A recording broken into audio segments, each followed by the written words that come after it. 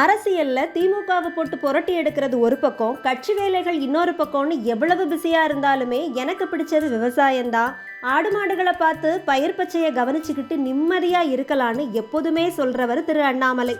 இப்போ அவர் இந்த மாதிரி பண்ணை வேலைகளை செய்யற காணொளி ஒன்று சமூக ஊடகங்கள்ல வைரலா பரவி இருக்கு. பொம்மை மாட்டுக்கு பொட்டு வச்சு பொங்கலை கொண்டாடி வயலுக்குள்ள காங்கிரீட் போட்டு நடக்கிறவங்களுக்கெல்லாம் இந்த விவசாயத்தை பத்தியோ வேளாண்மை பத்தியோ ஆனா அவனா தெரியுமா? தெரிஞ்சிருந்தா மழையில நெல்லெல்லாம் வீணா போறத பார்த்து சும்மா இருந்திருப்பாங்களா? உழைச்சு படிச்சு மேல வந்த அண்ணாமலை அவர்கள் மாதிரியான உண்மையான மனிதர்கள் தான் மக்களையும் நாட்டையும் நேசிக்க முடியும்னு விவசாயிகள் கருத்து சொல்லியிருக்காங்க.